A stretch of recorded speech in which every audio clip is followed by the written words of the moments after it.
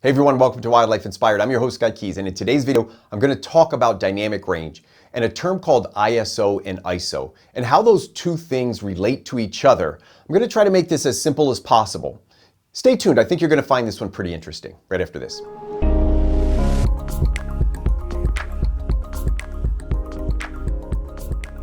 Now in today's video, we're going to talk a little bit more about dynamic range, and I'm doing a series on this concept of dynamic range. In the first video, I talked a little bit more about light gathering and stops of light and gave you some real life examples of what dynamic range is. And I hope that video made a lot of sense. With all my videos, I try to make them as practical as possible and really show you some visual examples so it can sink in. I'm a visual learner, and I think a lot of people are that way, so if I can provide some examples for you, I think it's helpful. I do want to make a caveat here though. This is not a high-level video on technical aspects of it. I'm actually trying to make this the opposite. I'm just trying to make this as simple as possible so that anyone, beginner or intermediate photographer, can kind of understand these concepts and how they work together. Now in that first video, we explored the exposure triangle, but we talked really about two elements of that: shutter speed and aperture, because those are the two factors at the camera level that control the amount of light coming in. We'll deal with this third one, this ISO or ISO, today. But in the first video, we talked really about those two and how that controls the amount of light coming in. We also dealt with this term of stops of light, because to understand dynamic range, you have to understand stops. And a stop of light is simply the doubling of light available to the sensor or having the light that's available to the sensor. I showed you an example of this. So as you look at each stop going down, we have decreased the light by 1/2. Or if we move up, we have doubled the light. So each stop being a doubling or a halving of the light, depending if you're getting a little brighter or a little darker. And then the third thing we talked about was dynamic range itself. We compared it to the human eye and how cameras have it. And we also talked about those stops of light being the brightest area and the darkest area of a photo, and the dynamic range being what could your camera sensor determine to be the most usable dark area and the brightest area before it overflowed. I showed an illustration here that just basically says a sensor or a pixel on a sensor has the ability to only measure so much light before it blows out or clips it and it can't record more data. And we use this example of a bucket. Now I'm going to use that example today, so I wanted to put it up here real quickly, but this bucket is the range of light from the lowest amount of light that the sensor can detect to the highest amount of light that the sensor can detect. Now in today's video, we're going to go back to this exposure triangle and we're going to look at this third factor called ISO or ISO. This is a little bit tricky.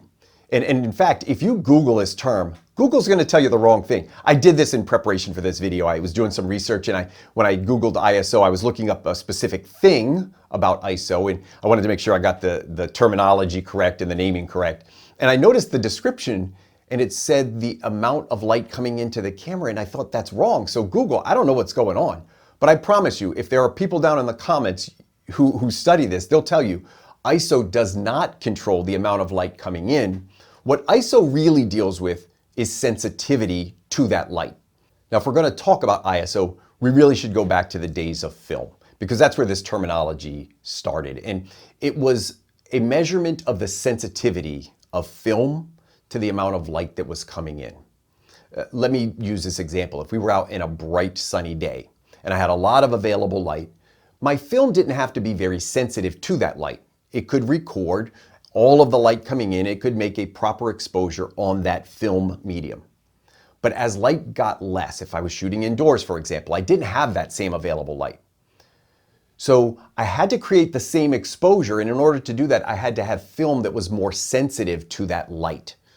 And so that ISO or that ISO, it became numbered. We would have typical ISOs of like 100 or 400 or 800. And as those numbers increased, the sensitivity to light increased. Now the penalty you paid for that sensitivity was often those images would look more grainy. And we carried that concept over to the digital era. So when we started with digital cameras, we didn't have film back there, but we did have a sensor.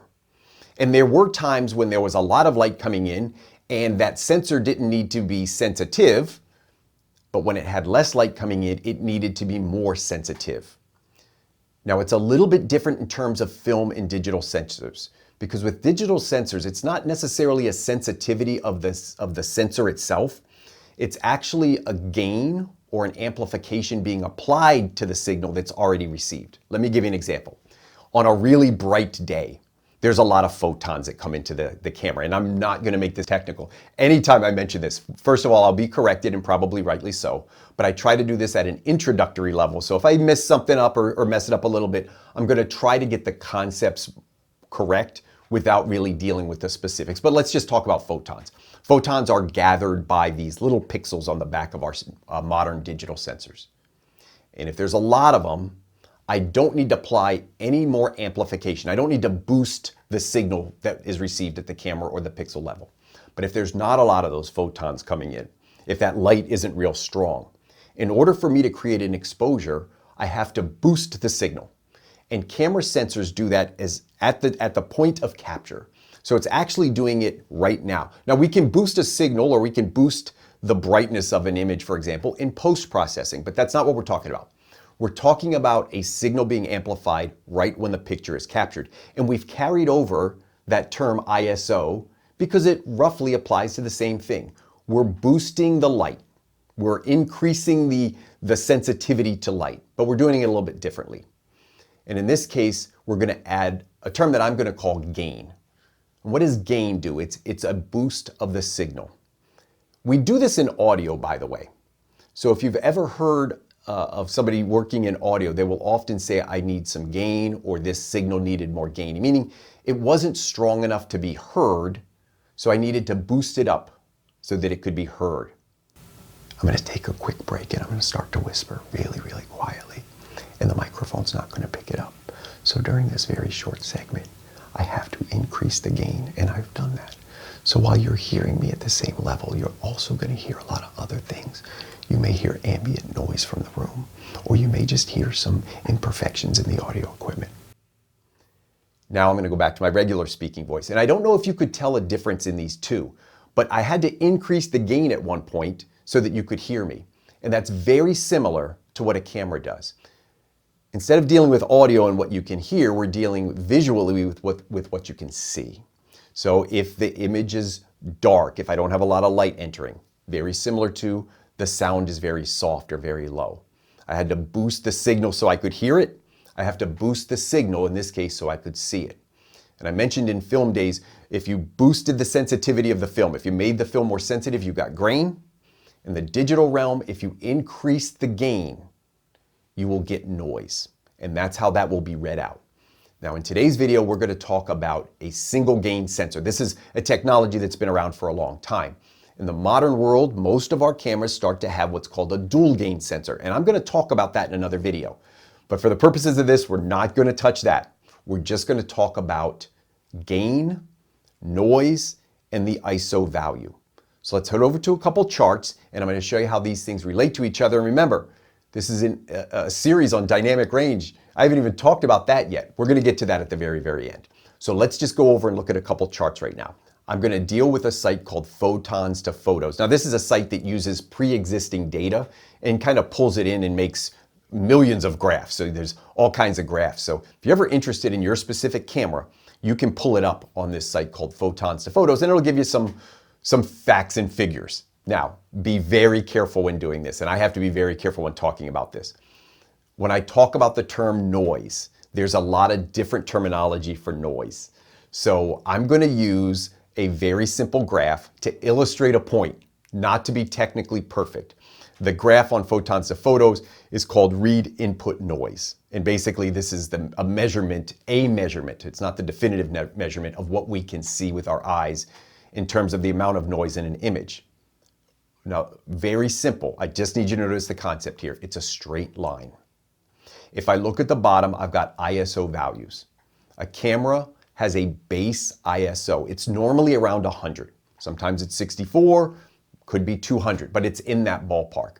And that's the type of gain that is applied at that signal, giving you the cleanest signal possible. Meaning, for this camera, and I think I pulled up a Nikon D800, it has a base value of 100 ISO.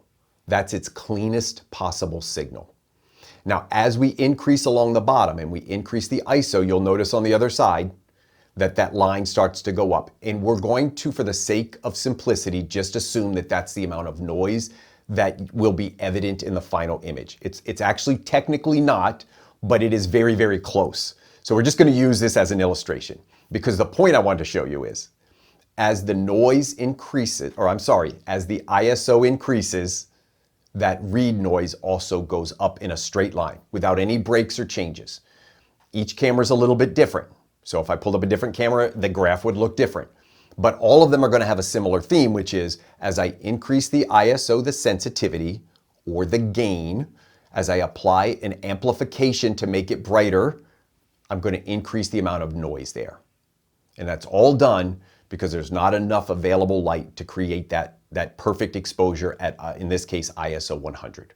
So to get the same exposure with less light, I have to boost it. Remember, we still have that triangle. So we still have that exposure triangle that we deal with. We have three sides of that triangle. Two sides control the amount of light coming in, and that third side, or in this case, the bottom of the triangle, is going to control the sensitivity to that light to create an exposure. And they all work together, but that ISO is a little bit different from the other two in terms of how it gathers light. It does not gather light. It's a sensitivity to that light or an amplification of that light. Again, I know somebody who went to school for this or is an electronics engineer is going to say, well, you're not 100% right, Scott. I may not be 100% right on everything that's said in this video, technically perfect. However, the concepts will be right. So this video is about concepts, easy to understand for beginners and intermediates. It's not a technically advanced video on how all of these things like. By the way, it is extremely confusing when you get into the real science of this. It can be very, very complicated. But I'm trying to make it simple, and I want to show you one more chart because this one's really simple. And this is where we're going to get to dynamic range. I told you I'm doing a series on dynamic range. And I've spent all of this time, and I just started to talk about dynamic range, and here's why. In the first graph, I showed you as ISO increased, noise went up. And this time, I'm going to show you as ISO increases in basically a straight line, dynamic range goes down. In the first video, I said 8 to 12 stops of dynamic range is typical for modern digital cameras. And I want you to look on if I kind of highlight this, you'll see this is between 11 and 12 stops of dynamic range. I'll round it up and give it the benefit of the doubt since it's an icon. We'll call this 12 stops of dynamic range. Very, very nice dynamic range for a digital camera. And this digital camera is several years old. As I increased that ISO value, as I went up, my dynamic range got less to the point where when I was at ISO 1600, my stops of dynamic range were down to about 7 or 8 stops. So you can see it shrinks in a linear fashion. It goes straight down. I'll deal with this concept again in another video when I talk about dual gain sensors. But for today's video, not a dual gain sensor. This is the actual graph of this actual camera and the actual amount of dynamic range that is captured by that camera at each of those ISO values. Now, why does that happen? I'm going to quickly touch on this. The concept is that as we increase that camera's sensitivity or we increase the gain, again, less light, we crank up the gain, we need more gain. And I think of it in my brain to be simple. It's electricity, and it actually is, but it's electricity, and the more electricity I start to try to push to get more data or more information, the more fuzzy and buzzy it gets. You know that sound of electricity if you've ever walked under power lines or something like that. Sometimes you can hear a buzzing in the walls if it's not, properly insulated electricity. That's in my brain how that works. So as I add more gain, as I increase the ISO, everything starts to get a little more buzzy and fuzzy, and we visually see it as noise, and we don't really see a decrease in dynamic range, but there is a decrease in dynamic range. It's harder to see that, by the way. Now, let me run over here real quick because I want to show you that bucket again. And why does this happen? The easiest explanation I can give to you, without getting very technical, is that bucket that I showed you before. The brightest that a sensor pixel could read before it blew out, before it was too much data and it couldn't record anymore. So the maximum amount of light at the top, and then the darkest that I could still see and still have data. So the darkest here. When we increase ISO, we leave the top the same and the bottom starts to come up. The floor, so the ceiling stays the same, the floor starts to decrease. And that shrinkage is the shrinkage in dynamic range. Now that I hope makes sense because that was the easiest explanation. As a photographer, I will tell you this, you don't need to know much more than this. You can learn it, you can go to school for it, but conceptually, nothing beyond what I've told you in this video is going to help you be a better photographer. It does help to understand some of these things. So I believe having a fundamental knowledge of photography, and I'm a wildlife photographer, I'm going to tell you, it is 1,000 times more important to me to understand animal behavior, for my case, birds, how they interact.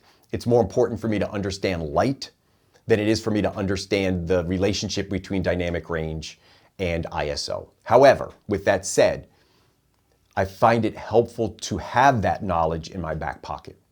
So I'm hoping for some people that may have struggled with this and just said, like, why is this? Why do people talk about this? I've heard this before, but what does it matter? I'm trying to give you enough of the basics to say, okay, I got that in my back pocket. I'm good. I don't really need to know much more than I saw in a 10-minute video on Wildlife Inspired. And that's what the goal of this video was today, is just to give you a basic understanding of how dynamic range interacts with ISO and a very basic understanding of what ISO or ISO is. And I hope I did that for you today. Now I mentioned this is a series. So I'm going to take all of what we talked about in these last 2 videos on dynamic range and I'm going to apply them to a 3rd video on sensors and dual gain sensors. I want to give a basic understanding of that. We'll show some of these charts again. I hope you find that video really, really interesting. And for those of you tuning in for the first time, I want to tell you, I have a lot of different playlists. Every now and then I do kind of like photo basics. So this is going to be on a playlist called Photo Basics.